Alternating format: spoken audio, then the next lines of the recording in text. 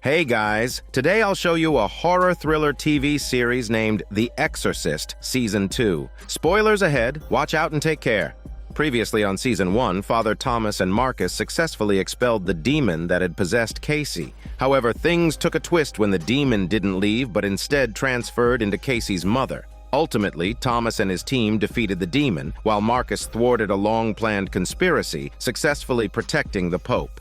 The story begins with Thomas waking up in an unfamiliar church, hearing children's voices outside. He steps out to find the church walls covered in handprints, where a group of kids is throwing a party. He greets a girl named Cindy, who seems to know him well, and she's happily holding a baby. Next to her is a pink radio with 2 pieces of paper attached. Suddenly, one child breaks a colorful toy horse, and dark liquid spills out, leaving everyone shocked. At that moment, a head emerges from the black liquid, turning the scene eerie. Cindy's eyes turn white, possessed by the demon, as she starts praying in a man's nasty voice. Just then, Marcus wakes Thomas, who realizes he's still driving. Marcus scolds him for being distracted. In the back seat is Cindy, whom Marcus is trying to exorcise. Meanwhile, Cindy's husband catches up in another car, and people in his vehicle start shooting at them, prompting a chase on the road. Thomas swerves down a slope to evade Cindy's husband. To keep Cindy quiet, Marcus covers her stinky mouth but gets bitten in the process. Once her husband leaves, Marcus complains that the intel from Father Bennett didn't mention he was a sheriff. The demon then ominously states that those who eat its flesh and drink its diabetic blood often dwell within it, and it within them, casting a meaningful glance at Thomas. They decide to stabilize Cindy's condition first. Thomas suggests reasoning with the sheriff, but Marcus fears the sheriff will call in all the county's police. Marcus reminds Thomas to follow his lead as he did when he first became his apprentice. Thomas insists he's trusted him for half a year, and Marcus encourages him to keep believing in himself. From Marcus's words, we learn that Cindy lost her child, plunging her into deep sorrow, which allowed the demon to take advantage. They drive away from the scene. The scene shifts to a foster home on an island, where a man named Kim is preparing lunch for 4 foster kids. Kim tells them a guest is coming tonight and asks them to be back from school on time. Kim then heads upstairs, where another foster girl named Grace is. She asks Kim if they're going to school. Kim inquires if she wants to go as well, but Grace clearly resists interacting with outsiders. Kim encourages her to join their dinner and hands her a courage hat. In the afternoon, the 4 kids returned home from school, chatting along the way about the island's witch stories. The girl Verity shared that it was said the witch once made children line up from a young age, forced them to drink poison, and then threw their bodies into a well. The boy Shelby clearly didn't believe her smelly bullshit, but Verity told the blind kid Caleb that if he could stand on the well's wooden plank for 10 seconds, he could hear the kids' last gasps. If he passed the test, he'd be one of them and could do anything. So Caleb stood up to start counting down, but Shelby stopped her, and they all prepared to head home. At that moment, David kicked a ball into a wooden shack. He felt there was something inside, and it seemed like there was something in the well, too. Meanwhile, Kim was at the dock to pick up a sexy woman. Their conversation was awkward but not sexy, hinting at some past romantic entanglement. That evening, everyone gathered for dinner, but the little girl Grace was absent. From the prayer before the meal, it was clear that Shelby was a devout believer. The woman's name was Rose, a foster care investigator responsible for ensuring that the foster kids lived in good conditions. The others seemed unhappy with their placement with Kim, especially the blind Caleb. When he learned that her biological father wouldn't be coming to take him back, his distress grew. After dinner, Rose wandered around the house and noticed a painting in the hallway signed by Nicole. Just then, a strange sound drew her in. It turned out to be coming from Caleb, who seemed a bit off. The scene shifted to Kim in his room, flipping through a photo album where he saw a picture of a blonde woman named Nicole, who was Kim's late wife. At that moment, Grace entered Kim's room, saying she heard a strange noise. Kim didn't pay much attention and simply carried her back to her room. As he was about to rest, he heard a commotion coming from the kitchen. When he went downstairs, he found David and Rose there. David was sleepwalking, and Kim explained that he sleepwalks when he's stressed, then took him back to his room. After Kim returned David upstairs, he realized Caleb was missing and the window was open. They all went outside to search for him. Kim discovered a cocoon-like object in the woods, filled with bugs. He then found Caleb at the well from earlier, counting down. When he reached 10, the wooden plank suddenly broke and Kim rushed over, grabbing him just in time. After a long night of chaos, they returned home. When Kim carried Caleb back to his room, it was clear his eyes were white and there were handprints on the walls, just like what Father Thomas had seen before. The story shifted back to Thomas and Marcus, who had found an abandoned warehouse. Thomas brought the possessed Cindy inside and they decided to perform an exorcism there, binding Cindy for the process. Thomas recounted what had happened in the car, mentioning the children's party where Cindy had been with a child. Marcus believed Thomas was too tired, but Thomas was aware of what he was facing. At that moment, Cindy woke up, and Marcus noticed her condition was worsening. He instructed Thomas to go get some medical supplies. Thomas asked why Marcus wasn't going himself, and Marcus hesitated, anxious about being alone with Cindy. He didn't directly answer Thomas. After Thomas left, the demon began to speak. It said that Thomas possessed a talent Marcus could never have, and that he shared this with the demon. Thomas opened up about his inner thoughts, revealing his kind heart. Marcus's expression turned to one of panic upon hearing this. At that moment, Cindy's spirit awakened, and Marcus tried to keep her alert by discussing her past with her sheriff husband. As they talked, the demon took control of Cindy's body again, mocking Marcus, and their confrontation officially began. Thomas was out buying supplies. While he was getting medicine, he was targeted by Cindy's husband's men. Afterward, he returned with the drugs. Marcus warned Thomas that an exorcist couldn't defeat a demon in their own mental realm. It could even cost them their life, as demons know their hopes, fears, and darkest secrets. Thomas believed he could help and insisted that bringing the demon into his mind was a better way to defeat it. He argued that as a priest they were just vessels. Keeping the demon out also means keeping God out. Thomas complained that Marcus had treated him like a student for months. At that moment, the demon regained consciousness, and Marcus announced it was time to begin. The two commenced the exorcism ritual, but just when it became critical, a noise from outside interrupted them. Marcus realized Cindy's sheriff husband had arrived and decided to let Thomas continue the exorcism while he bought them some time. Outside, Marcus tried to persuade the sheriff, while Thomas, in the midst of the exorcism, was flooded with memories from when he was driving, and Cindy kept pleading for help. Eventually, Thomas closed the Bible, and outside, Marcus and the sheriff began to fight. Thomas resolved to force the demon to reveal its true form by drawing it into his consciousness. He found himself back in the same church from before. Handprints marked the outer walls, and the place where holy water had been was now filled with black liquid. A confessional appeared before him, and to his shock, he saw Cindy sitting in the next booth. When he tried to communicate with her, a hand reached out from her mouth, grabbing him. Just then, the sheriff and his men barged in, abruptly interrupting Thomas's exorcism and carrying Cindy away. The demon within her wore an eerie smile. Upon witnessing Thomas's method of exorcism, Marcus showed signs of deep fear. The scene shifts to the Vatican's exorcism office, where Father Bennett is sorting through documents related to the assassination of the Pope in Chicago. Just then, an older cardinal named Caro enters and informs Bennett that the tribunal has heard about his investigation and now wants to hear his evidence report. Bennett replies that he's still gathering information and isn't ready. However, Cardinal Caro insists that the tribunal demands his report immediately. Soon, Bennett finds himself at the tribunal where he recounts his findings. He explains that the demon's scheme is incredibly insidious. While everyone knows what happens when someone is possessed, they are unaware that there's a second stage, integration.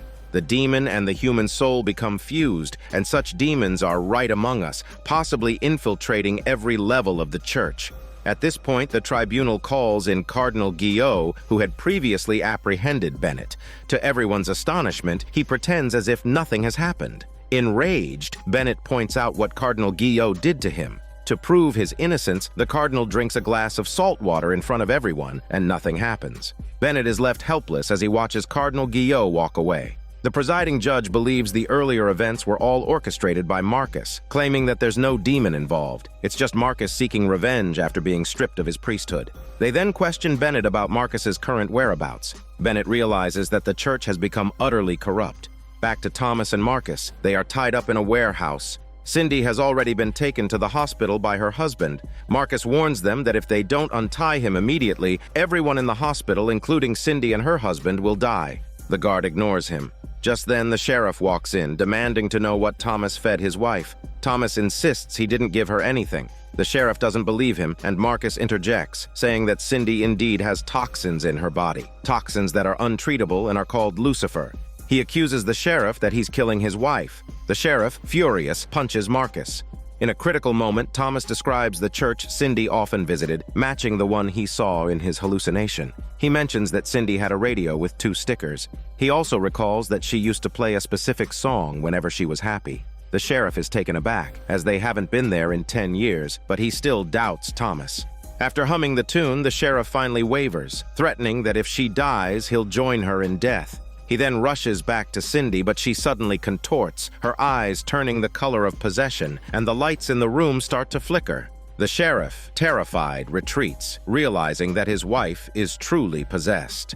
Marcus continues to scold Thomas for allowing the demon into his heart. Thomas retorts that it's none of Marcus's business. Marcus criticizes Thomas using Casey's situation, pointing out that even after 6 months, he's still a novice. He explains that 6 months isn't very long in the exorcism field, while Thomas argues that Marcus has closed himself off, failing to see that this is God's gift to him. Marcus urges Thomas to learn from his own early mistakes, noting that many of his peers faced the same fate as Thomas and were consumed by demons. However, Thomas believes Marcus resents God for choosing him over himself. At this moment, a guard outside receives a call indicating something has gone wrong at the hospital. Thomas and Marcus are then taken to the hospital, which is in disarray with people already evacuated.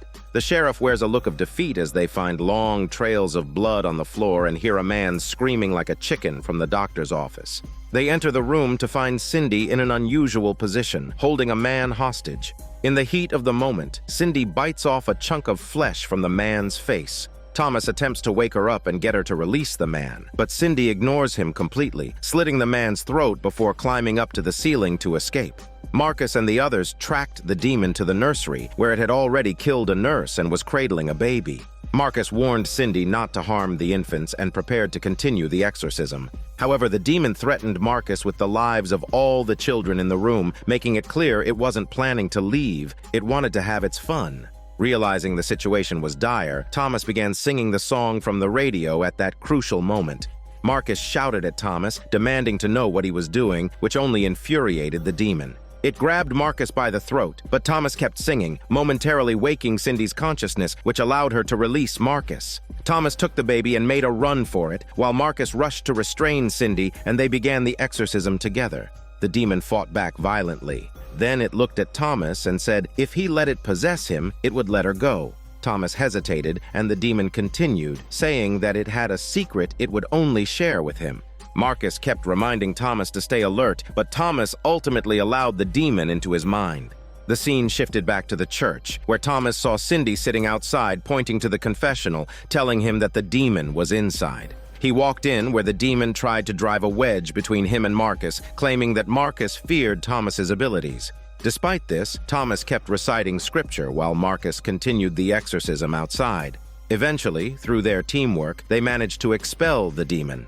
However, Thomas exchanged a meaningful glance with Marcus afterward. Later, Marcus cautioned Thomas that what he did was dangerous, but Thomas disagreed, unable to understand why Marcus was so afraid of that method.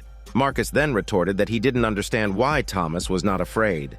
The story shifted to Bennett in the Vatican. Previously, he had failed to prove the connection between Cardinal Guillot and the demon. Cardinal Caro, who supported Bennett, informed him that the tribunal was problematic and that he was powerless to help.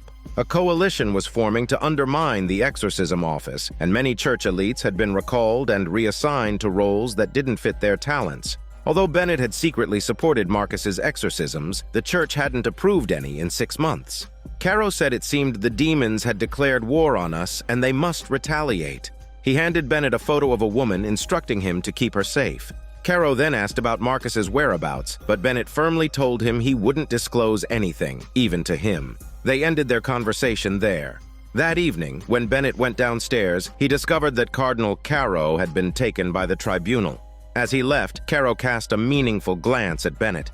Bennett called Marcus to inform him of the serious problems within the church and urged him to run. Marcus asked how to contact him later, and Bennett replied that he would find Marcus. They then destroyed their communication SIM cards.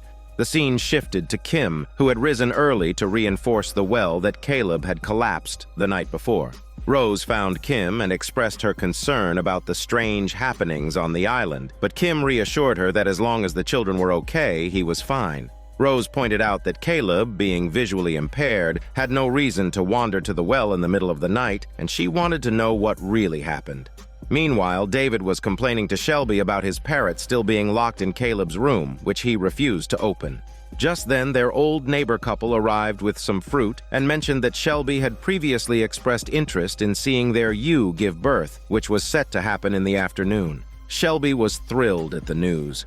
Earlier, at the well, Rose and Kim found Caleb. Rose wanted to understand what was going on with him, but Caleb was very resistant, merely saying he went to clear his head. The conversation ended on a sour note. Later, Rose sought out Kim alone and expressed her intention to report Caleb's situation to her superiors. Kim was worried that this report might lead to Caleb being taken by social services, as life for a blind child in a foster home could be very difficult. Rose then brought up a serious topic that his home is filled with Nicole's presence, making it feel like a shrine to her. She urged him to forget the past and move on. This angered Kim, and he stormed out, only to see Grace outside. He apologized to her for everything she had overheard, creating an air of mystery around her strange appearance. Meanwhile, downstairs, Caleb was eating an apple that the old neighbor had brought, but something felt off. She spat it out, discovering it was filled with maggots. That wasn't the only odd thing happening. In the afternoon, Shelby went to the old neighbor's farm to witness the birth of a lamb. During the delivery, the Ferrari horses in the stable grew frantic, and when the ewe gave birth, it was to a grotesque creature. The couple were startled, and the old neighbor ended up stabbing the lamb with a pitchfork. That night, as Shelby prepared to head home, he felt the remoteness of their location weighing on him. Any normal person would sense something was off. Feeling a bit spooked, he walked along while reciting scripture, but along the way, he heard either the bleating of the lamb or the scream of a woman, sending him running in fear. Back with Caleb, he approached Kim to tell him that Verity had accompanied him to the well. When he stood on the edge, Verity had abandoned him. Kim was shocked by this revelation and sought out Verity for confirmation, but Verity denied it, leading to an argument between them, and Kim stormed out again, encountering Grace once more. To prevent Rose from reporting the incident, since that could lead to the government shutting their foster home down, Kim desperately explained that Caleb's actions were just games between kids, hoping Rose would understand given their past connection. Rose reported back to her superiors that everything was normal. Just when Kim thought everything had been resolved, he heard a commotion downstairs. When he went to check, he found 2 bloody handprints on the door. At that moment, Shelby appeared behind him, holding the grotesque lamb from earlier. He told Kim that the Bible says the blood of the lamb protects the home. He didn't know what else he could do. There were ghosts in the woods. The scene shifts to a pair of hands tearing apart a communion wafer. In a room, a cardinal was holding ashes used for summoning demons, conducting a demonic ritual. One individual successfully merged with a demon, and the demons present were overjoyed. Meanwhile, those in the kitchen placed the communion on freshly made almond cakes. To celebrate, the cardinal invited everyone to eat the specially ordered almond cakes. As soon as everyone finished, they felt something was wrong, and soon began to vomit blood, collapsing dead. The woman who made the almond cakes then set fire to their bodies.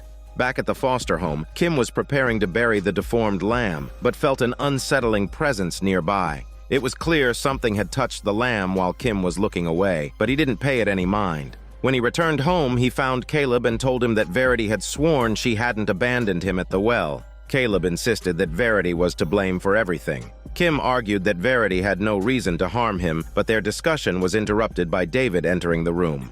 After stepping outside, Kim tried to apologize to Verity, but she shut him down and closed the door. Turning around, he found Shelby, who firmly stated that there were definitely ghosts in the woods. Kim replied it was just a deformed lamb, but Shelby insisted he could feel it. Kim, feeling overwhelmed, said, if Rose finds out he smeared lamb's blood on their doorstep, they were done for. Shelby felt aggrieved, saying he was just trying to protect everyone, but Kim didn't believe him. Then Kim went downstairs to find Rose, who informed him that she had decided not to report Caleb's situation. However, state law required that foster homes must be managed by 2 people. She was puzzled about how Kim had managed to get away with it, so Kim invited Rose to join his family. The story shifts to Thomas and Marcus, where Thomas encounters a little girl whose face is completely blank when she turns around. Startled, he wakes up, realizing it was just a dream. They receive a new exorcism assignment and head to a family's home. A woman answers the door and explains her daughter, Harper, was once healthy, but everything changed 6 months ago. Harper became irritable and started hallucinating, often playing with imaginary friends. The woman informs Marcus that the child is upstairs. They go to the girl's room to assess her condition, then head back downstairs to ask her mother more questions.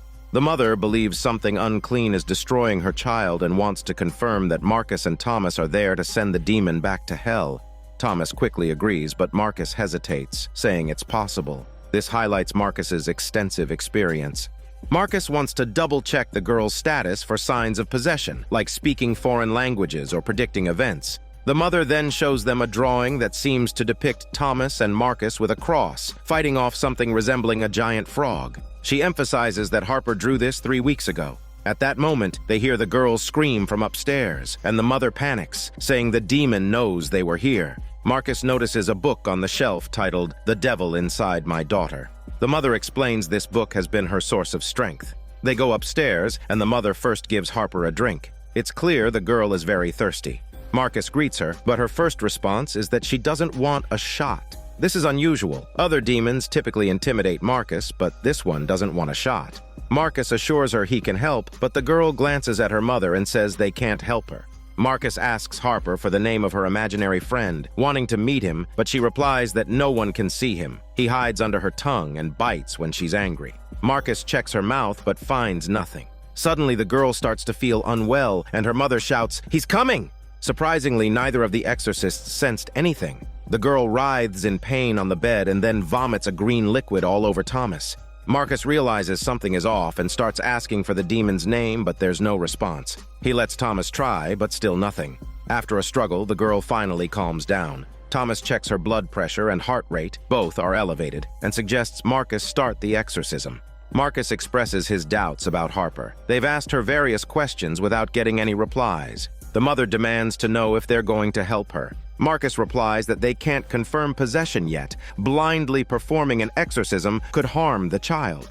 The mother doesn't understand, and at that moment, the girl starts gnawing at the air. It seems like the mother has been bitten by something as blood begins to seep from her waist. Suddenly, someone rings the doorbell downstairs. The mother opens the door to find Rose. It turns out Harper isn't her biological daughter. She's a foster child, just like Kim's kids. Rose wants to check on Harper because someone reported her strange behavior at school and she hasn't attended classes for weeks. The mother tries to refuse her entry with various excuses. Rose notices something's off and spots blood on the mother's clothes. After sending Rose away, the mother appears very anxious. Meanwhile, Marcus upstairs is observing the situation with growing distrust. Thomas prepares to start the exorcism, and Marcus confronts him about it. Thomas insists the girl is possessed and that he sensed it beforehand. Marcus replies, this is what happens when he lets a demon into his heart. Even if they're expelled, they leave a stain behind that can infect his spirit. As they argue, Rose downstairs notices the two upstairs and pulls out her phone to call the police. Marcus rushes down to stop her. Rose reveals a critical piece of information. The girl has been in and out of hospitals since she was born. This triggers a realization for Marcus, and he heads back to search the girl's home. He finds a large box of medications, rushes upstairs and halts Thomas's exorcism, questioning the mother if she had lied to them. He explains that Harper's constant hospital visits mean she's likely hallucinating due to drugs. Her aggressive behavior is also drug-related, and her vomiting is caused by emetics. The monster she described under her tongue is something she invented to convince her she's possessed. Marcus turns to Thomas and tells him that the mother's injuries are self-inflicted. In fact, she read that book, The Devil Inside My Daughter, not for comfort, but as a manual for guidance. Realizing she's been exposed, the mother bolts downstairs with Thomas in pursuit. They find an array of medications on the table. Suddenly, the mother appears behind Thomas and knocks him out cold with a hammer, then heads upstairs to confront Marcus. As they fight, Rose arrives with the police, and Harper is rescued. Thomas gets treated at the hospital for his head injury. He admits to Marcus that he was wrong. He still has much to learn about exorcisms, and Marcus finally regains his long-lost sense of superiority.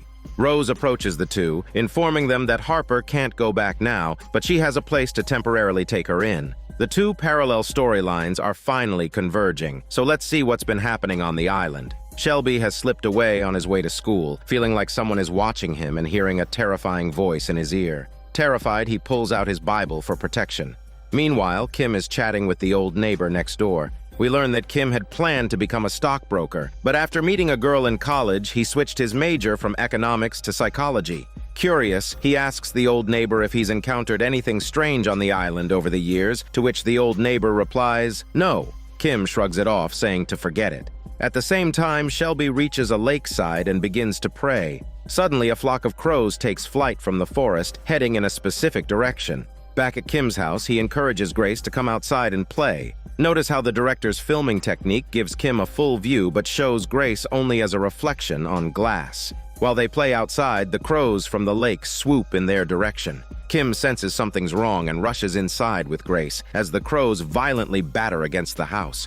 After the storm of crows passes, the old neighbor approaches Kim, asking if he was asking him about unexplainable things. He says those crows came from the direction of the northeast lake, where Nicole was. The old neighbor doesn't elaborate further and apologizes to Kim. It seems Nicole's death is closely linked to that lake. Kim rushes toward the lake and indeed finds Shelby praying there. Shelby says, "No matter what happens on this island, this is the strongest source of power because Nicole died here." Kim insists Nicole died from depression, a tragedy caused by his own negligence. But Shelby counters that he's wrong, and whatever harmed Nicole might be also causing Caleb's changes. Angrily, Kim interrupts him, saying he respects Shelby's beliefs and can tolerate anything, but he won't allow anyone to question his wife. Left with no choice, Shelby agrees to head home with Kim. The storyline shifts to Father Bennett, who meets a girl that Cardinal Caro had told him to find. She's the maid who previously helped annihilate the demon organization of Cardinal Guillot. Both are suspicious of each other's identities. Bennett states he has been waiting for her for 3 days, to which the girl replies she has been keeping an eye on him for 3 days, but she's never seen him partake in a sacrament or communion. To prove they're not possessed, they both partake in communion. They finally connect. The girl informs Bennett that Cardinal Caro might have been killed, but the Cardinal Guillot he reported is already dead. Bennett asks her name, but she replies that she doesn't have one, though she can take him to meet her contact. She says she has a better suggestion. They arrive at a basement, and Bennett asks if they were supposed to meet the contact. She confirms, then asks if he's heard of Sister Dolores, who has been missing for months. She thought Sister Dolores was dead. The girl tells him demons don't kill exorcists, but they do something far worse. She directs him to see what's left of Exorcist Dolores. Following her, Bennett sees a woman locked in a barrier, transformed into something with dual pupils. Bennett is at a loss for words and asks the girl to turn off the music suppressing the demon. As he approaches the barrier, the demon attempts to attack him. In disbelief, he wonders what this creature really is.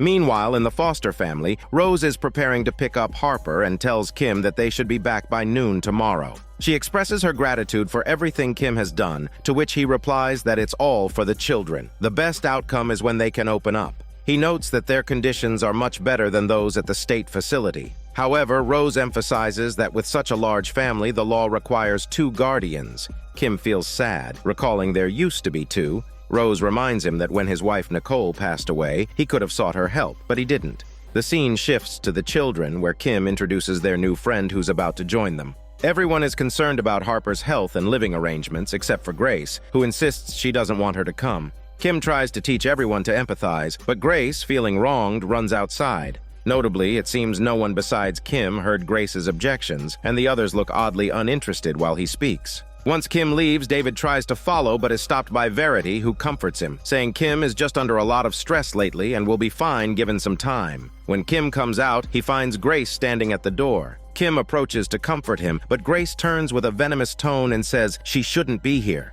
Suddenly, a strong wind blows, slamming the door shut. Grace jumps into Kim's arms, saying she's scared. Kim looks on with concern.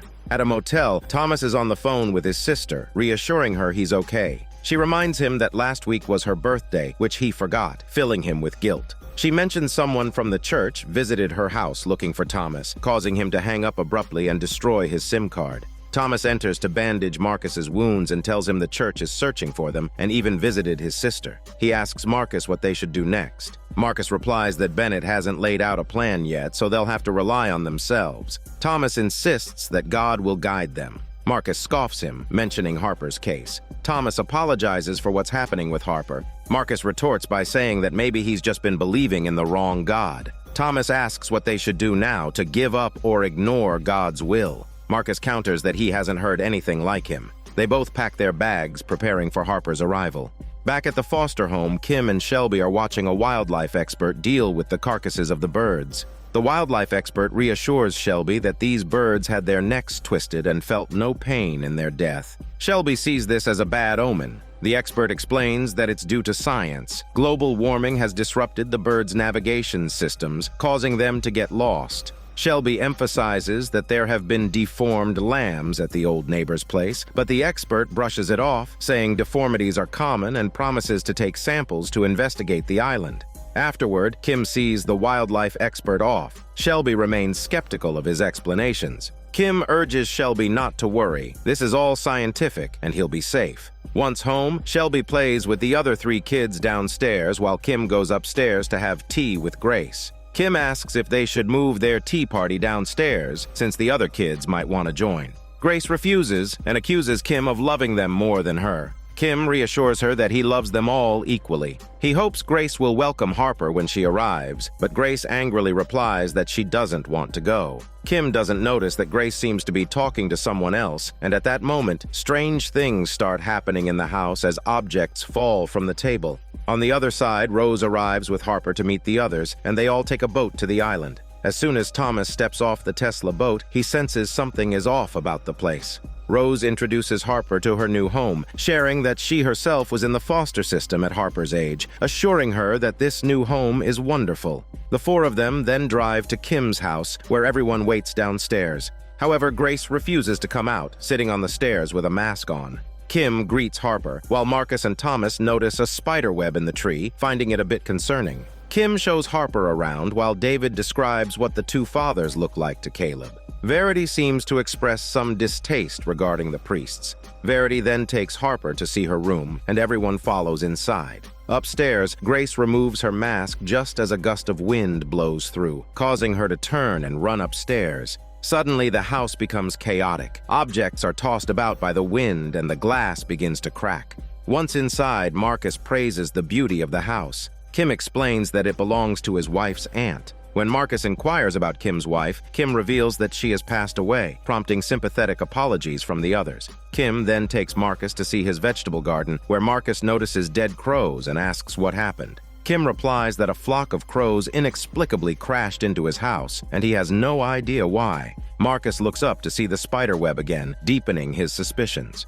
Meanwhile, Verity is bonding with Harper, introducing her to various aspects of the house. This warm moment is observed by Thomas from outside, but he suddenly feels something's off as a painting on the wall starts shaking. Grace, still wearing her mask, watches him. When Thomas turns back, he sees nothing. He approaches the room where Grace had appeared and looks shocked, although the camera doesn't reveal what's inside. At that moment, Shelby approaches Thomas, identifying himself as a believer and asking why Thomas is there. Thomas explains they're there to ensure Harper's safety. Shelby questions if that's the only reason for their visit, leaving Thomas confused. Just as Shelby is about to say more, Rose finds Thomas and tells him Marcus is looking for him, forcing Shelby to step aside. Thomas goes downstairs to meet Marcus, who expresses a feeling that Harper will do well there. However, Thomas mentions that a child has something to tell him and that he feels uneasy about the place. Marcus decides to investigate further. He soon runs into the wildlife expert, who has discovered a deep-sea fish washed up dead on the shore.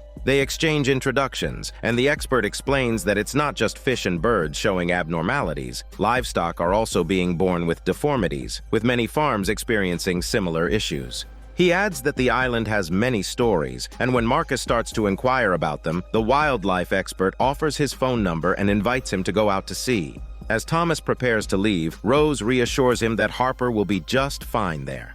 At that moment, Kim upstairs invites Thomas to join the kids for a small ceremony. Once upstairs, Thomas sees Harper with her hands covered in paint, leaving a handprint on the wall. Kim and the other kids cheer and congratulate her. Kim tells Harper they are family now. No matter what happens, this will always be her home. The camera then focuses on Thomas, who stares at the wall covered in handprints, realizing that this scene resembles one he witnessed while exorcising the possessed Cindy. He looks utterly shocked. As night falls, Kim and Rose observe that everyone in the house is getting along well, and they start to develop feelings for each other. Kim hopes that Rose will stay longer, revealing his inner loneliness. No one shares the weight of his burdens. Meanwhile, Grace watches them discreetly. After everyone goes to sleep, a shadow stands at Rose's bedside. At first, she thinks it's Kim or a sleepwalking David, but the shadow crawls closer to her. Rose hurriedly tries to turn on the light, but it won't work. She pulls out her phone, and just as the shadow is about to reach her, she turns on the flashlight, but there's nothing there. When she gets out of bed, she steps in something dark. Suddenly, Harper calls out, having had a dream about her mother. Rose comforts her, and the earlier incident is quickly forgotten. Unable to sleep, Kim and Rose head downstairs to chat. They reflect on how things could have been different, and how Kim fell in love with Nicole. As they talk, they end up kissing, but without using their tongues yet. The scene shifts to Bennett, who asks what surrounds the nun. The girl replies that it's the saint's ashes meant to protect them from her harm. The entire setup is designed to weaken her power. From their conversation, we learn that Sister Dolores was once one of the church's best exorcists. Bennett notices she has the same scars on her hands as he does, indicating she too has suffered at the hands of demons. He picks up a crucifix, intending to exorcise her, but the girl tells him it's useless. The nun no longer exists as a human. Bennett demands to know why she keeps her alive. The girl explains that the demon inside the nun knows the secrets of the higher-ups. The information she provided helped them kill a table of demons. Bennett still holds out hope, believing the nun's consciousness is trapped inside. He cites Thomas and Marcus's experience in Chicago, at which point the demon looks over. The girl notes that the demons really do communicate, and that Thomas and Marcus have stirred up a hornet's nest. All exorcists are in extreme danger. The demons either corrupt or kill them. Once in 2000, exorcists were humanity's last line of defense against demons, and they're losing ground fast. Later that night, Bennett tries to awaken Dolores' consciousness, but the demon spits in his face, mocking him. Feeling helpless, Bennett offers the demon some water, but it seizes the moment to attack him. Just as it's about to kill him, the girl injects the demon with holy water, saving Bennett's shitty life. They then discuss the group that attempted to assassinate the Pope in Chicago, recalling the possessed Maria, and decide to investigate her for leads. Meanwhile, Thomas is drinking at the dock. He remarks that the handprints must be a sign. Marcus asks who the sign is from, and Thomas replies that those images have been swirling in his head. It must be God who brought him here. Marcus confesses he hasn't heard God's voice in a long time, but given the recent discoveries, it's clear the island is problematic. Thomas asks if Marcus is starting to believe him, and Marcus responds he believes him who believes in God. Beyond that, he knows nothing. The scene shifts back to Kim, who is playing happily with Grace. At that moment, Verity returns, and upon entering the house, she can't find Kim but hears laughter from the garden. She follows the sound and sees Kim, her expression shifting to one of worry and suspicion. After playing, Kim takes Grace back to her room, and Verity follows them downstairs. After Grace falls asleep, Kim leaves, and Verity quietly approaches Grace's room. When she opens the door, instead of finding Grace and her cozy room, she discovers a long-abandoned attic filled with eerie old artwork and 2 insect-ridden sandwiches in the center. In a terrified chicken voice, she asks if anyone is here. After Verity enters Grace's room, Kim comes upstairs to find her. He sees Grace sitting on the bed, and she tells him not to speak while looking at Verity, who asks in confusion who he's talking to and who Grace is. Kim looks bewildered, and when he turns around, Grace has vanished. As he steps forward, he steps on a sandwich lying on the floor. At that moment, the room transforms in Kim's eyes. It's no longer Grace's room, but a strange art studio. Verity thinks Kim is hallucinating due to his grief over his late wife, Nicole. Confused, Kim pushes Verity away, but once she leaves, the room returns to normal and Grace reappears. Kim can't believe what's happening, but when he turns back, he sees Grace sitting on the stairs. Panicked, he rushes downstairs. Kim realizes something is off as he starts packing. He announces to everyone that he's taking them camping tonight. Rose expresses her concerns, saying it seems inappropriate to go camping so soon after Harper's arrival. Just as Kim is trying to explain to Rose, Grace suddenly appears beside them. Meanwhile, Thomas arrives at the house to find Rose. He tells her that he and Marcus are exorcists. Rose asks what he's trying to say. Just then, Thomas senses something evil upstairs. He asks Rose if she's noticed anything unusual lately or if anyone has been acting strangely. Rose glances out the window at Kim and replies, "It's hard to say." But when Thomas suggests talking to the kids, Rose reacts defensively and sends his smelly butt away. Upstairs, Kim is still packing when Grace reappears behind him. She asks why he won't look at her, and Kim responds that he's afraid she's just a figment of his imagination. Unbeknownst to him, it's a demon. The demon thinks if he doubts its reality, it will make sure he feels its presence. Suddenly, a beehive appears on Kim's shoulder, and a bee emerges from it. Remarkably, Kim seems unfazed, as if everything is normal. He urges everyone to hurry up and go outside, but as they do, he spots Grace sitting on the stairs, looking furious. Kim tells her she can't come with him. The scene shifts to Marcus, who seeks out the wildlife expert to learn the island's secrets. The expert tells him about a tragic event from 50 years ago involving a young father who had a good job and a happy family. One day, for no apparent reason, he killed his wife and children. His eldest daughter was at a party elsewhere, and when her father showed up there with a chain, he killed everyone at the party. The daughter managed to hide and escape. When the police arrived, they shot him, and the expert tells Marcus that the survived daughter now lives on the other side of the island. Marcus boards the wildlife expert's Tesla boat without battery, finally finding the event's sole survivor. The old woman tells Marcus that her father once loved her and their family deeply, and during the killings, she felt it wasn't really her father committing the murders. The entity had a dark, sharp voice, speaking in a language she had never heard before. Realizing that this could describe a demon, Marcus calls Thomas to share his findings. Thomas asks if the demon could still be on the island after 50 years. Marcus is uncertain. Thomas believes they should go back and tell Kim's family, but Marcus asks how he will explain it to them. A premonition brought him here, and he believes him, but why would anyone else? They decide to verify first, agreeing to act together the following day. Worried about Kim's family's safety, Thomas promises to consider Marcus's suggestion, but heads toward Kim's house on his own. Back at Kim's, the family is camping in the great outdoors, enjoying each other's company, while Kim appears tense and isolated. Grace shows up again, and Kim questions whether she's just a hallucination brought on by his stress, telling her to stay away. But Grace menacingly says she wants him to go home. Just then, Rose approaches Kim and says the kids are getting along wonderfully. Kim turns around and Grace has vanished again. He confides in Rose that he feels something is wrong. Since Nicole's death, he's been struggling to cope. Rose comforts him with a hug, but not a kiss. But at that moment, Kim sees Grace behind them, looking furious. She threatens Kim that since he cares so much about his family, she will make them her targets. Grace walked up behind the children, and soon after, David became possessed. The kids didn't notice anything unusual until Rose realized David was missing. Verity volunteered to go look for him. The scene shifts to Thomas, who finally returns to Kim's house. He knocks on the door, but no one answers. The door isn't locked, so he steps inside and immediately senses something is off. He heads upstairs, and just then, Grace appears behind him. As Thomas reaches the top of the stairs, Grace's bedroom door suddenly swings open. He steps into the eerie art studio where Grace stands in the corner with a doll. Through Thomas's eyes, the room is empty, suggesting he can't yet see the demon. Grace bangs the doll against the wall, making a noise. At the campsite, Kim's family is enjoying their time together while Verity searches for David. She approaches the creepy little cabin and hears noises inside. She cautiously walks in and finds David banging his head against the wall, clearly under the demon's control. No matter how much Verity calls him, David doesn't respond. In another part of the room, Grace flips the doll over, choking it as she slams it against the wall. Simultaneously, David turns around and grabs Verity by the neck, repeatedly slamming her against the wall.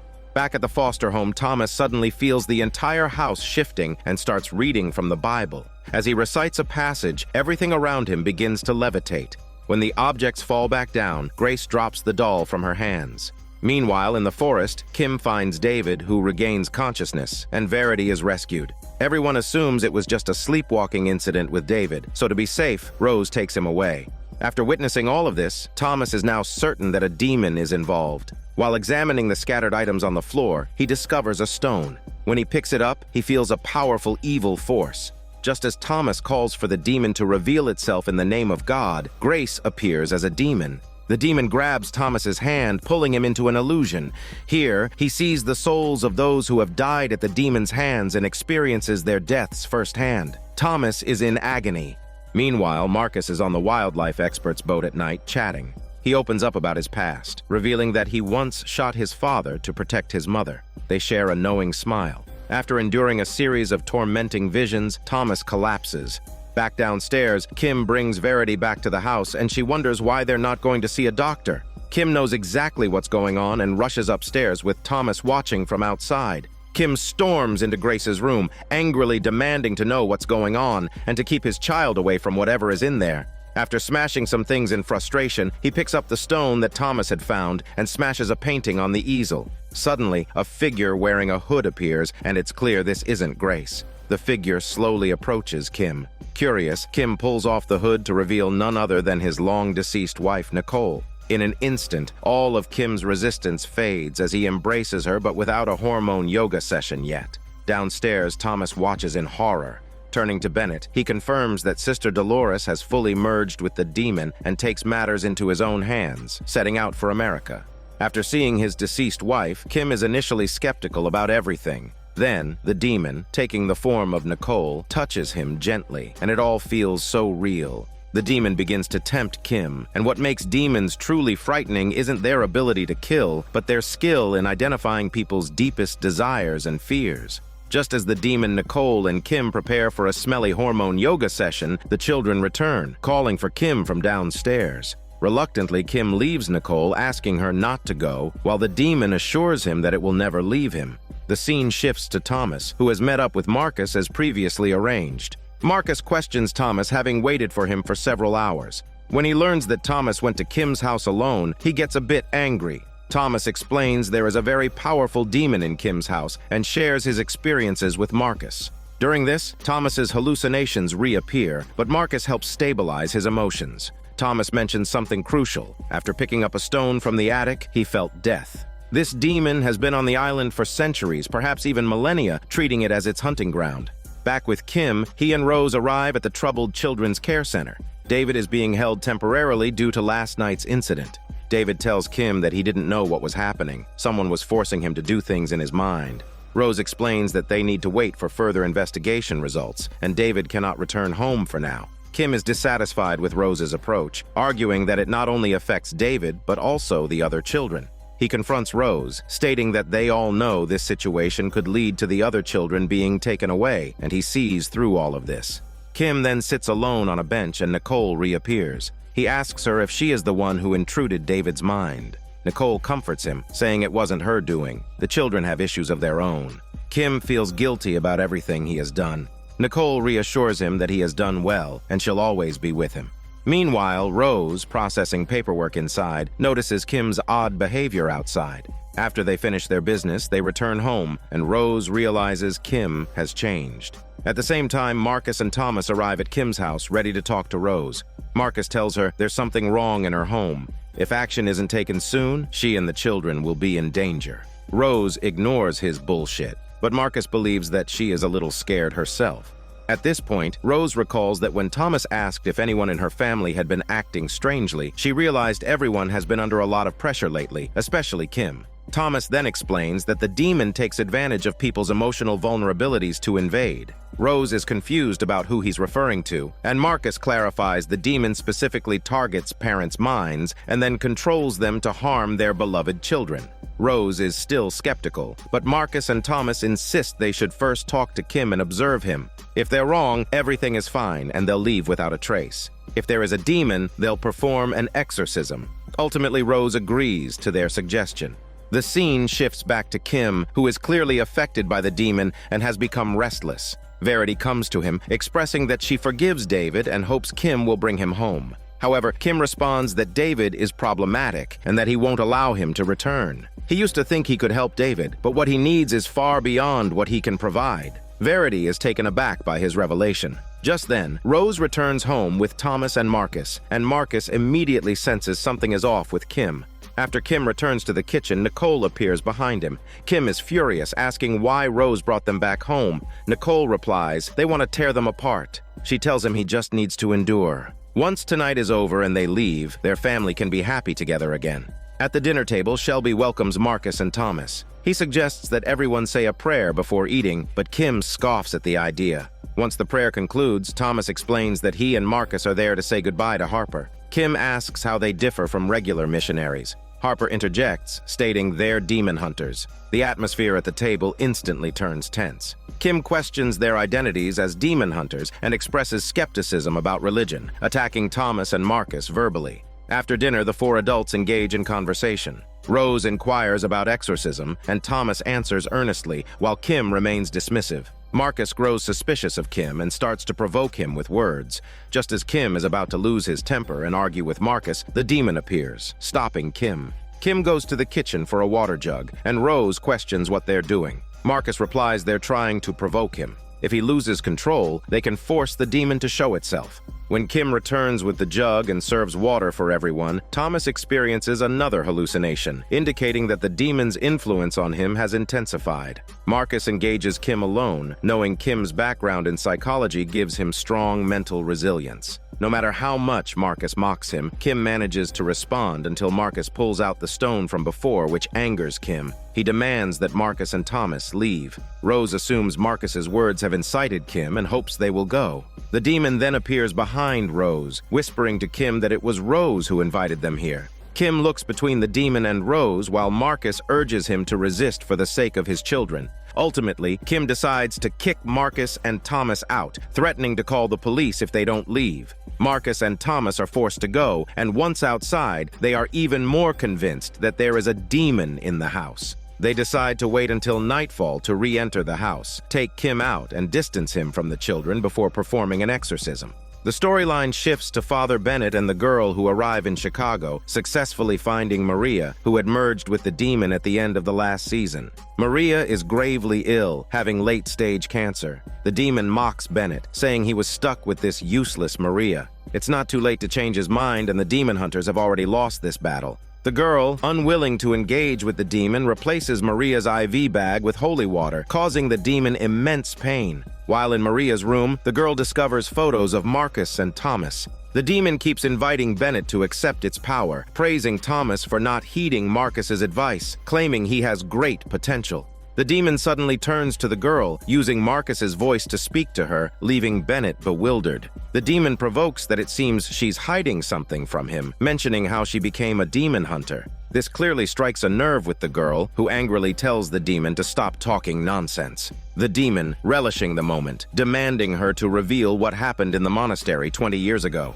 In a fit of rage, the girl pulls out a gun and shoots Maria. The demon's exit releases a massive energy wave that shatters all the glass around them, and a chandelier nearly crashes onto the girl, but Bennett manages to push her heavy body out of the way. He questions her what happened 20 years ago and if she knew Marcus back then. Bennett suddenly feels pain from a shard of glass embedded in him, while Maria's eyes fade as she lies lifeless on the bed. At the foster home, Rose rushes to apologize to Kim, admitting she shouldn't have invited Thomas and Marcus. As they talk, they end up tongue massaging and move to the bed for a hormone therapy. Just as Rose is about to take things further, the demon Nicole reappears. Meanwhile, Harper's mother arrives, intending to take Harper away and threatening her with a knife. As she drags Harper toward the door, Marcus and Thomas arrive, leading to a standoff. Upstairs, Kim sees the demon-shaped Nicole. Overcome with guilt, Kim accepts Nicole's kiss. Rose, terrified, tries to flee, but the demon knocks her sexy body out with a glance, ready to have a demonic baby with her, and the immense energy causes everyone in the staircase standoff to be thrown back. Thomas and Marcus seize the opportunity to rescue Harper. Kim is now fully under the demon's control and is about to strangle Rose when the children's cries for help awaken a flicker of his consciousness. Kim rushes out and grabs a knife. Under the demon's influence, he fatally stabs Harper's adoptive mother. The demon officially takes over Kim. The scene shifts to Kim awoken by a voice on a warm morning, and when he turns to where Nicole should be lying, he finds it empty. He gets up and goes downstairs, noticing the front door is ajar. After closing it, he searches for Nicole but finds no trace of her. He then starts preparing breakfast for the children. Kim makes 2 cups of coffee, one with "World's Greatest Mom" written on it, indicating that Nicole hasn't taken her own life yet, and everything is just Kim's hallucination. Carrying the coffee, Kim walks past the little cabin and heads to the lake, only to see Nicole walking into the water. He rushes to save her, but it's too late. She vanishes beneath the surface. Shortly after, the police arrive. The wildlife expert comforts Kim, who can't understand why Nicole would take her own life without any warning. She only whispered to him that she would always love him. Just then, Nicole's body is recovered. Kim frantically rushes forward, heartbroken as he clings to her lifeless form. The police still take her body away, and a stone falls from her hand, the same one Thomas found in the art studio. Kim runs over to pick it up, hearing the distant voices of Thomas and Marcus exorcising the demon. Suddenly, Kim jolts awake from his wet dream, realizing he is tied to a bed while Thomas and Marcus are performing an exorcism. Kim's consciousness flickers between memories and reality. This process is painful for him, but he regains awareness and urgently asks where the children are. Thomas reassures him that the kids are safe. Kim laments that he couldn't stop Nicole. Marcus and Thomas recognize the seriousness of the situation. Marcus urges Kim not to back down and to fight the demon. Kim feels overwhelmed, saying he can't possibly fight against such a powerful force. Thomas encourages him to think back to when he first encountered the demon. Kim falls into memory, recalling a conversation with Nicole about bringing Verity home. It's clear that Nicole is kind-hearted and genuinely wants to provide a home for Verity. After agreeing to bring her back, they share an excited embrace. The scene shifts to Nicole's funeral. Kim is reluctant to scatter her ashes, and Shelby solemnly takes on that burden. The children are heartbroken, with Verity running off in tears. Kim catches up to her and holds her as she cries, suddenly jolting back to the present. Marcus tells Kim that the demon is obscuring his memories with its filthy hands, and he must continue to resist. Kim replies the demon is too powerful, and he feels helpless. Marcus continues to encourage him, while Thomas hopes Kim will remember how the demon first entered his life. Kim slips into unconsciousness again, recalling the time shortly after Nicole's death when Verity tried to maintain normalcy by helping him with chores. Verity suddenly asks if Nicole said anything before she died. Kim responds, not really. Verity seems surprised, questioning why Nicole would take her own life. Kim explains it was depression, something the children couldn't help with. Verity reasons that Nicole might have asked for help, but no one listened to her. Kim is stunned to hear that. In an instant, Kim's consciousness snaps back. Thomas and Marcus remain hopeful, urging him to recall when the demon first invaded his mind. Kim once more descends into painful memories, now back in the intact attic where he sees Nicole silently crying. Suddenly, Grace appears, asking why Kim is crying like an old toy. Kim replies he lost his friend. Grace offers to be his friend. They shake hands and the room transforms into a cozy haven. Before the handshake, the room is warm and inviting. Afterward, it shifts to cold tones, creating a stark contrast. As Kim speaks with Grace, he hears Marcus's voice urging him to resist. Grace, alarmed, runs outside. Kim follows and finds Nicole on the stairs. She tells him the priests are trying to tear them apart and they should fight back. Outside, Marcus and Thomas are desperately trying to convince Kim to resist the demon. Kim, exhausted, tells Nicole they won't fall apart. Rose arrives, worried about Kim and the body of Harper's adoptive mother next door. Marcus warns that calling for help now would not only put Kim in danger, but everyone else too. Thomas reassures them, saying they're very close. Rose is anxious, as is Kim, fearing for the children's safety. She decides to relocate them off this dangerous island, especially since the state government is likely to come looking soon. Afterward, Marcus sees Rose off, and when Kim turns around, he sees Nicole again. He suddenly finds himself on a camping trip where he and Nicole have a luxurious villa and a fancy car. Kim glances around and marvels, "This is amazing. But where are the kids?" Nicole replies, "They're in the backyard." The two then share an intimate moment. In reality, Kim screams in pain while Thomas continues to desperately plead with him to fight back. In Kim's wet dream, Nicole leads him into a lavish room, but Kim can't believe it and grows worried about the children. No matter how the demon tries to impress him, Kim remains focused on the kids. In a panic, he rushes into the garden, only to find 5 gravestones. Frantically, he attempts to rescue the children. The demon then launches a psychological attack, blaming the kids for Nicole's death, claiming Kim was too preoccupied with them to notice her struggles. Kim retorts that she is not his wife because his wife wouldn't blame her depression on the children, and he grabs the demon by the throat. But the demon seizes Kim's head, forcing him to relive the children's past. As Kim and Nicole prepare to produce a demon baby, Caleb and David burst in. Kim shoves them out, and Nicole, in despair, starts crying, questioning whether she is unfit to adopt. Kim pushes the demon away and asserts loudly that things aren't as they seem. The demon continues to torment him, pulling Kim back into memories where Verity lashes out at Nicole, leaving her devastated. Kim rushes to comfort Nicole, but she runs away crying. At that moment, Kim hears Marcus and Thomas's voices reminding him that the demon will obscure his memories. Kim shouts at the trembling house, insisting, "That's not how it happened." Meanwhile, in reality, Kim murmurs the same words. Marcus and Thomas feel encouraged and urge Kim not to forget the truth. Kim's mind starts to clear, revealing the real events. Nicole gently comforting a distressed Verity. But then, the demon version of Nicole knocks Kim unconscious, and everything reverts to that morning of her suicide, with everyone preventing him from saving her. When Kim calls out to Nicole by the lake, she turns, smiling eerily at him before sinking into the water. He dives in to rescue her, but the children on the shore say they wish Nicole would die. Desperately, Kim cries out, saying that's not how it is. Suddenly, Nicole transforms, her eyes glowing white as she starts to spew black liquid. In the real world, Kim also vomits black water. Marcus quickly helps Kim roll over, and after he finishes, Kim, in despair, pleads for help. Thomas reassures him they won't give up on him. After a while, Kim's consciousness begins to warp. Everything becomes hazy, and he struggles to distinguish between reality and the demon's illusions. Marcus starts the exorcism as the room fills with mold. Clearly, the demon is making its presence felt. After a long time, Kim awakens to find Rose sitting by his bed. She tells him the children are all right and are worried about him. Suddenly, Kim lashes out, claiming it's all Rose's fault. Now convinced of the seriousness, Rose begs Marcus to help Kim as they send her away. After they close the door, Kim sees the two transform into demons, tormenting him further. His memories twist and distort, and the holy water and cross bring him excruciating pain.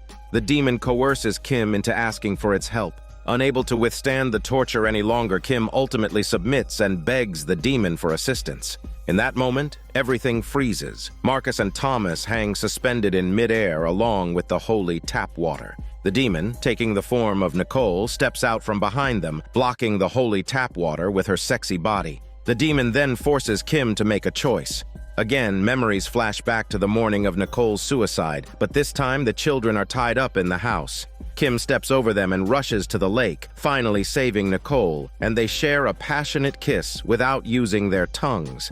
In the real world, Kim unleashes a surge of energy that sends Marcus flying like a giant Barbie toy. The scene shifts to Rose visiting Kim, then heading to the old neighbor's house, where the kids are anxiously asking about Kim's condition. Rose informs them that Marcus and Thomas are working hard but need more time. Verity expresses her frustration, saying the team is just talking nonsense. Kim needs real help, and no one will care that he's possessed by a demon. Rose tells the kids they need to leave the island, and they worry about what will happen after that. Rose explains that they can't go back. Now, Kim is lying in a void with the demon Nicole. Faintly, they can hear the sounds of Marcus and Thomas conducting the exorcism. Kim asks Nicole if she hears anything. She replies she didn't hear a thing. Kim insists they're going to leave here eventually. Nicole responds they will, but they need to wait and everything will pass. Meanwhile, in reality, Marcus and Thomas are reciting from the Bible, while the demon mocks Marcus, revealing that it knows him well and even mentions a girl named Mouse from his church. Thomas asks who Mouse is. Marcus brushes it off, saying it's not important. They then begin the exorcism ritual, calling on Kim to resist. However, the demon sneers that Kim isn't here right now. It seems the demon has already separated Kim's soul from his body. On another note, Bennett wakes up from unconsciousness, and the girl tells him he's been out for several hundred kilometers and his wound is infected. She needs to take him to the hospital. Bennett insists he's fine and needs to find Marcus and the others, and he hopes the girl will tell him about her and Marcus. But just as he finishes speaking, he passes out again, leaving the girl anxiously lost in thought. In her memories, the girl recalls a time when she was still a nun named Mouse, and Marcus was still young and handsome. She came to cut his hair, and their relationship was quite flirtatious. Both wanted to escape their current lives, but Marcus stated that his fate was decided by God and couldn't be changed. Mouse expressed her desire to meet a certain guest, but Marcus insisted he wouldn't let anything happen to her in his church. The scene shifts again, and Mouse finds the demon locked away in the church. To prove herself to Marcus, she begins practicing exorcism. Throughout the process, the demon taunts her, revealing that Marcus saw God's true form when he was 12, while she is nothing. Angered, Mouse accidentally steps into the demon's barrier and is quickly overpowered by it. When she awakens, she finds Marcus beside her. She laments it's all her fault and pleads with him to let the demon take her. Marcus refuses to give up on her, painting a picture of a bright future together. Suddenly, the demon possesses her consciousness and viciously mocks Marcus, leaving him in tears as he struggles to save her. When Mouse wakes up again, she realizes Marcus is no longer by her side but has been replaced by 2 other priests. They inform her that Marcus left 3 weeks ago because he couldn't save her and reminds her not to act impulsively again. Mouse snaps back to reality, takes Bennett to the hospital, and the doctor informs her that his condition is critical and he must stay for treatment. Reluctantly, she leaves him there and sets out to find Marcus and the others. Back with Thomas, he is worried about Harper's mother's body. Marcus tells him to take things step by step. Thomas questions again who Mouse is in the church. Marcus replies, just a friend of his. Thomas asks what the demon wants with her, and Marcus says it wants to break them apart. Thomas counters that Marcus knows so much about him, but he doesn't know anything about Marcus's life. Marcus chuckles, saying that his life is just one exorcism after another. They resume their work. Thomas stays behind to watch over Kim while Marcus goes to find reinforcements. Thomas brings Kim a glass of water, but when he tries to feed it to him, he suddenly sees Nicole crouching on Kim. Startled, Thomas drops the cup. Once he regains his composure, he finds nothing there. However, Kim secretly hides a shard of glass in his hand. At the old neighbor's house, Verity watches Rose comfort Harper, reminiscent of how Nicole used to comfort her. The children are packing their bags, and the old neighbor reassures them that everything will be okay soon. Verity tosses the book Kim and Nicole once gave her into the trash. Just then, Marcus arrives, seeking Rose's help. He wants a child to meet Kim to awaken his consciousness. Rose disagrees, fearing for the children's safety, but Verity volunteers, determined to help Kim through this crisis. On the way back, Marcus runs into the wildlife expert who drives him back to Kim's house, although he has no idea what's been happening inside. The expert hopes that once this is all over, Marcus can put everything behind him and they can go out for a drive together. Marcus expresses his gratitude and leans in for a smelly kiss. Once back in the house, Verity and Rose arrive as well. Marcus tells Verity that everything Kim says right now is the demon speaking, not him. The demon can see right into her heart and attack her, but Verity expresses no fear. After entering the room, the demon sneered that adopting Verity was just for money, mocking her by saying trash will always be trash. Rose tried to end the conversation, but Verity firmly declared she could handle this. The demon then mimicked Nicole's voice, calling Verity a filthy, worthless rat. Thomas urged Verity not to believe the demon, while Verity knelt beside Kim's bed. Meanwhile, Kim quietly pulled out a shard of glass from his hand. Verity expressed her gratitude for Kim's love and acceptance, acknowledging that he embraced her despite her unkindness, insisting that she didn't want to leave him. Throughout this, Kim's grip on the glass tightened, trembling more and more. Verity hoped for Kim to resist and return to them, kissing his forehead. Suddenly, Kim regained consciousness, declaring his love for Verity, shouting that she wouldn't let the demon hurt her. He urged Rose to get Verity out quickly. Once outside, Rose and Verity left the room, but Verity looked back at Kim with reluctance. Soon after, Rose brought the children to the port, only to find Verity missing. Shelby informed Rose that Verity had gone back for a book, prompting Rose to turn around and chase after her. Determined to retrieve the book, Verity insisted that Rose join her. Back to the exorcism, the demon taunted Marcus by mimicking the wildlife expert and Mouse, even claiming that Mouse's body seemed delicious. Unable to contain his anger, Marcus wanted to confront Kim, but Thomas stopped him, suggesting he rest while he kept an eye on the demon. As Thomas read from the Bible, the demon pretended to rest, but was secretly using a shard of glass to cut the ropes binding him. After a while, Marcus entered, saying he was feeling better. He thanked Thomas for everything he had done, recognizing that he was no longer an apprentice but had become an exorcist. Thomas beamed with pride, and they resumed the exorcism for Kim. Meanwhile, the port where the children were suddenly lost power. Verity arrived at the old neighbor's house, finding the lights wouldn't turn on. After going upstairs to retrieve the book and finding no one around, she came down to discover the bodies of the neighbor couple. Just then, Rose appeared at the door, urging Verity to run, but Kim suddenly appeared behind Rose. On the other side, Thomas rolled his eyes and prayed into thin air, indicating that the demon had trapped Thomas into an illusion and escaped by cutting the ropes with the broken glass, killing the neighbor couple. Afterward, when Marcus wakes up, he pulls Thomas into the storage room, trying to rouse him. In the dream, Thomas hears Marcus's calls and begins to sense that something is off. It feels like Kim and Marcus are performing a play in front of him. When Thomas steps out of Kim's room, he opens a door and finds himself in a church, where he has become a bishop. A former colleague approaches him, greeting him, and Thomas is bewildered, thinking how he ended up here. His colleague informs him that he's the youngest bishop in 20 years and built this church, with the congregation relying heavily on him. Still skeptical, Thomas walks into the church hall. Meanwhile, Marcus realizes he can't wake Thomas quickly and decides to hide him while he goes after the fleeing demon.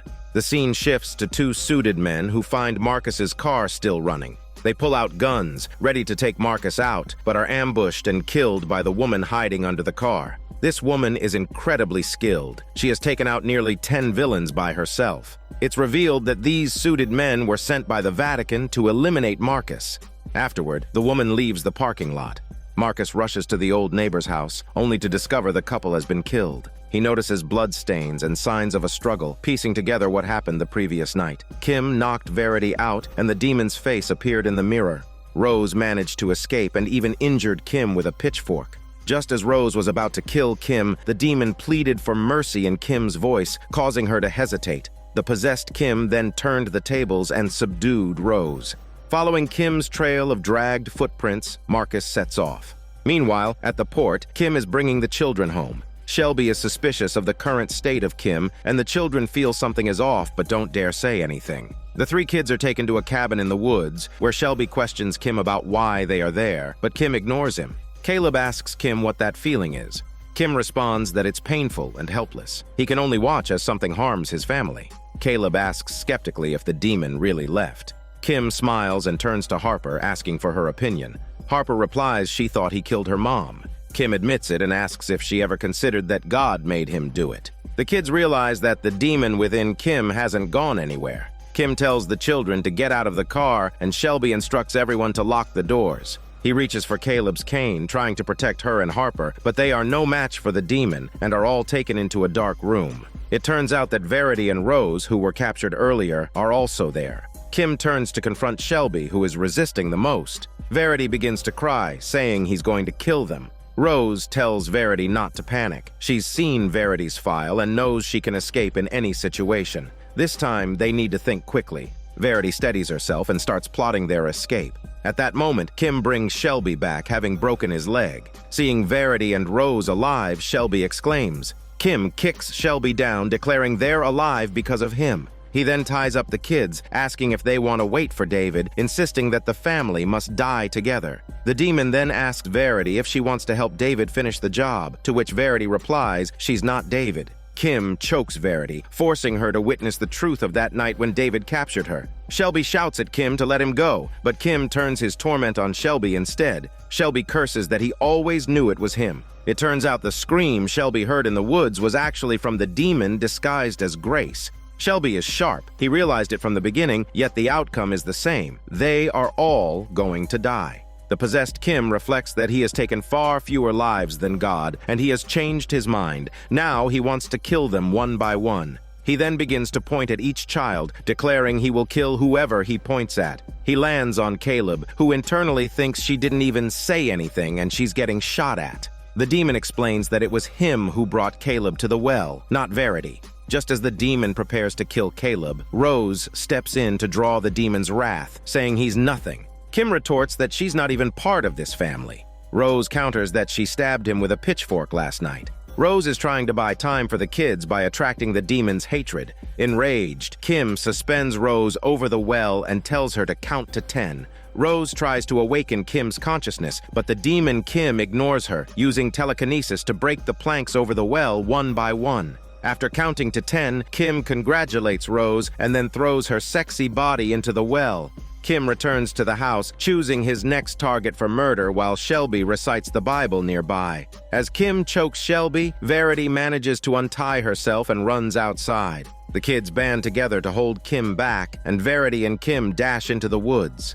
Meanwhile, Marcus arrives at the cabin in the forest, freeing the children. Harper informs Marcus that Kim went after Verity. Marcus asks about Rose, and Caleb says Rose was thrown into the well, but she's still alive down there and even found the glasses and bodies of other children who were killed. In the end, the kids manage to rescue Rose. She tells them to run first. Caleb replies they never leave family behind. The four of them hug tightly. In the woods, Verity hides in a spider web to escape Kim. Even though she's covered in bugs, she stays still, but Kim eventually finds her due to her heavy body smell. Just as Kim is about to kill the smelly Verity, Marcus charges in to confront him. However, it's clear Marcus is no match for the demon. After a few exchanges of blows rather than kisses, Kim grabs Marcus by the throat and slams him against a tree.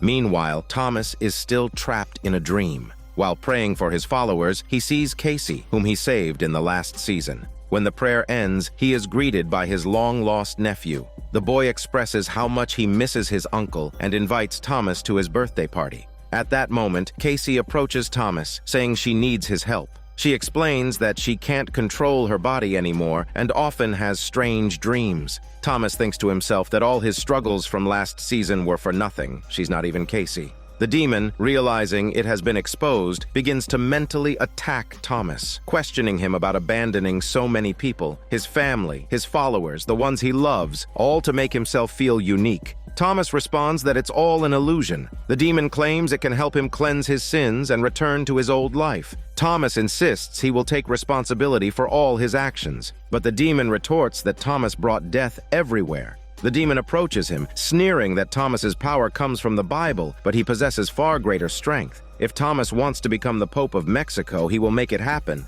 Thomas answers he might have wanted that long ago, but now he just wants to see the demon dead. He then shouts to wake himself up and slams the door shut. The demon stumbles back from the force, and sure enough, Thomas wakes up in the room. But when he opens the door, he finds the demon waiting for him. The demon lunges at him, biting Thomas while Marcus is still being choked by Kim. Thomas channels a warrior's spirit, pulling out a cross and shouting he rejects the demon's illusions, causing the demon to be thrown back like a Barbie toy. At the same time, the Kim choking Marcus is also affected, giving Marcus a chance to subdue him. Thomas sees the demon transform into Kim and hears Kim weakly tell him that he can't hold on much longer. Kim urges Thomas to promise to kill the demon, insisting it can't harm any more families. Just then, Thomas hears the voice of the exorcism and shouts for Kim not to give up. Thomas then returns to the real world, realizing that what he experienced was a fabrication by the demon. Before him stands a girl who tells Thomas she is Marcus's friend, Mouse. The scene shifts to Father Bennett waking from unconsciousness to find his sister, who passed away years ago, sitting beside him. Shocked, he insists this is impossible. It's been 22 years. She can't be his sister. She doesn't answer, but instead asks why he left her. Bennett explains that when the bishop found him on the street, it was a chance to escape his old life and achieve something significant. He couldn't let that opportunity slip away. His sister dismisses this, saying he promised he would return. Regretful, Bennett admits he did go back, but by then he could no longer find her. He reaches out to touch her cheek, vowing that he will never leave her again. The scene shifts, revealing that what Bennett just saw was not real. Sitting by the bed are two suited men. One tells the other that the exorcism team has always been a thorn in their side, and Bennett is the most influential voice within it. He hopes Bennett will meet their expectations upon his return. Just then, a beautiful nurse enters, causing the suited man to fall silent. The nurse informs them that he should wake up soon and mentions hearing Bennett talking in his sleep. The other suited man appears pleased. After she leaves, we see that beneath Bennett's bed lies equipment for summoning demons, with ashes swirling inside ready to enter his body. Turning to Marcus, he is struggling to drag the unconscious Kim. He looks up to see Thomas approaching, but he's taken aback by the sudden appearance of Mouse. The demon stirs, flashing an eerie smile. Thomas asked if Marcus intended to keep dwelling on the past or confront it. Marcus questions Thomas about bringing her here, and she responds that she came with Bennett to find him. Marcus asks where Bennett is, and she replies that she left him at the hospital. It was all Maria's doing.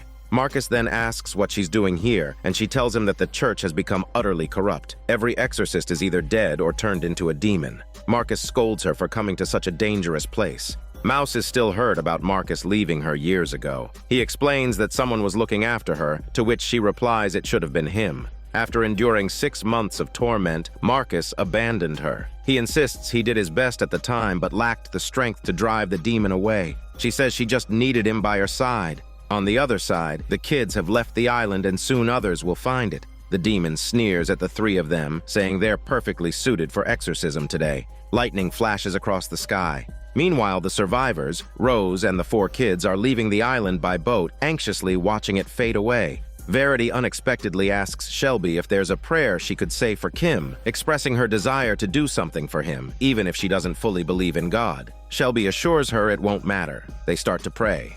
Back in the cabin, the 3 exorcists are working together, with Kim's body suspended in mid-air. During the exorcism, the demon struggles fiercely, trying to harm Thomas, and the cabin feels like it might collapse under the demon's overwhelming power. After a grueling prayer session, Kim passes out. They rush to check on him, but all they hear is the demon's mocking laughter. Mouse is terrified, realizing how powerful the demon is.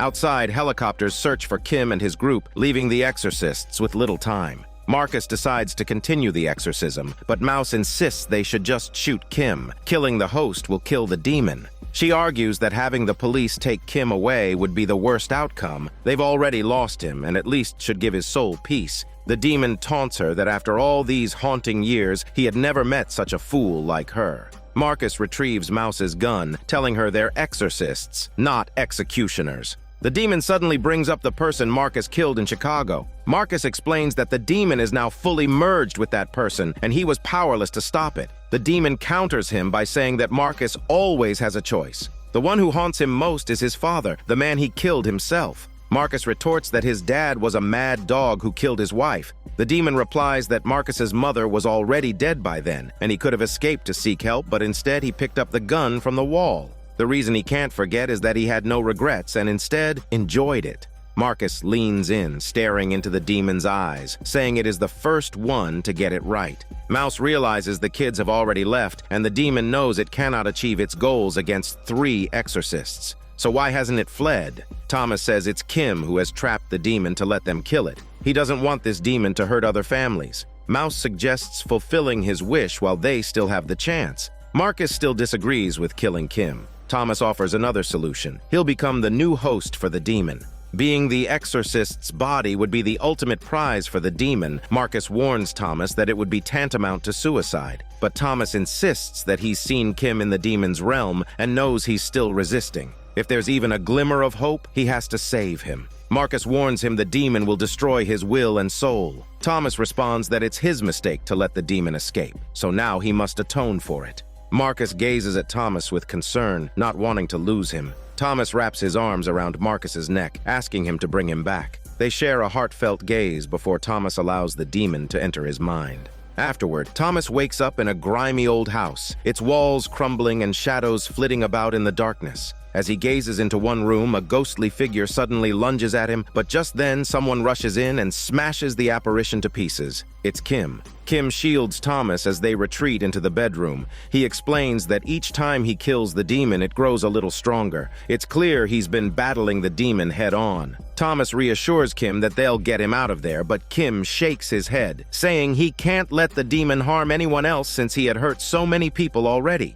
He then asks Thomas to relay a message to the kids if anything happens to him. Outside, Mouse berates Marcus for wasting Thomas's talent. Saving a soul can take weeks or even months, during which time the demon can possess more bodies. She came because exorcists are on the brink of losing the war against the demon, and Thomas's gift might turn the tide. Kim and Thomas leave the bedroom, finding nothing amiss. But in a moment of distraction, the demon snatches Kim away. Suddenly, demons surround Thomas from all sides. He rushes into the upstairs art studio, barricading the door with a cabinet. Kim, in despair, tells Thomas the demon is too strong and he can't hold it off anymore. Kim's body is riddled with holes, and Thomas urges him not to fight anymore. He is willing to sacrifice himself to let Kim go. Just then, the paintings on the wall begin to melt, pooling into a puddle of black water. The demon reveals its true form from the dark liquid. Thomas pleads with the demon to take him instead and let Kim go. The demon grins wickedly as it grips Thomas's throat. Outside, Marcus and Mouse sense something is wrong and call out for Thomas to wake up. The demon begins to possess him, while its control over Kim starts to weaken. Marcus reluctantly raises his gun. Weak and desperate, Kim urges Marcus to shoot the demon, but Marcus can't hear him. At that moment, Thomas's mouth emits the demon's voice, and his eyes take on a duality. Kim struggles to reclaim his consciousness, signaling Marcus to do it with determination. Marcus pulls the trigger, causing Kim to fall dead and the demon vanish into thin air. Thomas collapses. The next morning, police arrive, but they only find Kim's body. The other 3 are gone. During the investigation, they interview Rose, who explains that Harper's adoptive mother came to the island and forcibly took Harper, leading to Kim accidentally killing her before he lost control. She omits any mention of Thomas and Marcus. The investigator praises Rose for her bravery. Once the questioning is done, she rejoins the kids, who are anxious about whether they'll stay together as a family. Verity reassures them that it doesn't matter, they'll always be a family. Thomas shares that before Kim passed away, he entrusted a message for everyone. Each child is special, and he loves them all dearly. The kids leave Thomas with heavy hearts. Back at the motel, Marcus sits in silence, brooding. He considers giving up exorcism, believing he's sullied his hands by killing a conscious being and no longer worthy of the task. Thomas urges him not to quit. Kim wants them to carry on. Kim sacrificed himself for others, but Marcus remains firm. He doesn't regret pulling the trigger, but knows he can't act as if nothing happened. He admits that he hasn't heard God's voice in a long time. Thomas confesses he doesn't know how to continue without Marcus. However, Marcus reminds him he's an exorcist, and his faith is in God, not anyone else. As Marcus exits, he tells Mouse to look after Thomas. Once Marcus leaves, Thomas watches his back, filled with longing. Back in the room, he muses that Marcus will be back, but Mouse disagrees. Thomas, disappointed, sits on the bed and admits he can't do this work without Marcus. Mouse encourages him, saying God had Marcus guide him on this journey, and maybe it's her turn to help him finish it. She believes in him. As dusk falls, they pack their bags and embark on a new journey. The scene shifts to the hospital, where Father Bennett awakens with double pupils and a massive pair of scissors, having killed the nurse attending to him. He's now merged with the demon. Meanwhile, Rose finally succeeds in reuniting the children. She takes over Kim's unfinished business and promises to care for them well. The story concludes with Marcus, who walks alone on a pier, gazing into the distance. Suddenly, he removes his hat, tears welling in his eyes, and says he finally hears God's voice. This is Daniel CC Movie Channel. Stay safe and enjoy your day.